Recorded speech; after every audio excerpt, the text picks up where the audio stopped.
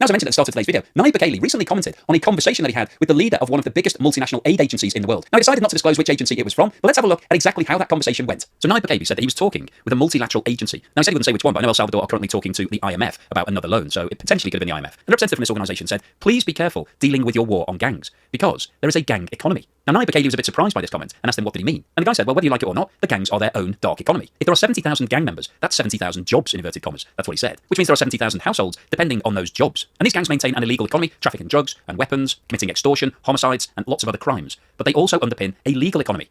They buy mobile phone credit, motorcycles, beer, weapons, food for their families' television sets, entertainment, internet, and all that revenue is going to fail. And then there's another legal economy depending on these gangs, alarm companies, security agents, and if you remove that layer from the economy all at once, then El Salvador's GDP will drop. And in response to this, Nayib Bukele said, well, if that's what it takes, then that's what we'll do. If I was diagnosed with cancer and the treatment required surgery and chemotherapy, if my body had to take a hit, I would take it. I'll be weak and bruised, I'll have an operation, I'll have chemotherapy, but I'll get rid of that cancer, and then I can recover and have a better life. That's what's going to happen for El Salvador. We're going to take an economic hit to stop crime, but then we'll get healthy and recover what we've lost and more, because the right incentives will be in place for society. Youth wouldn't be incentivized to steal or kill, or to say, why go to school when I can collect extortion? Why go to school when I can steal? Or why go to school when I can join a gang? And another youth felt that there was no point going to school if he was going to be mugged or harassed, or even killed for refusing to join a gang. Women selling vegetables in the market saw no reason to grow their business if it just meant paying more extortion. If somebody bought a motorcycle, that would just raise extortion in their community or neighbourhood. If they bought a car, they would have to pay even more. There were no incentives for doing the right thing. All of the incentives were perverse. So by eliminating the gangs, we've turned those incentives around. Now stealing, killing, or being a gang member will land you in prison. But if you work, you won't have to pay extortion to grow your business. The vegetable vendors can buy more and expand their stalls. Women selling sandwiches can buy another grill and make more sandwiches, even hire some staff. Nobody's going to come to extort them at their place of business or in their communities for buying a motorcycle or a car, for buying a television, or for wearing nicer clothes.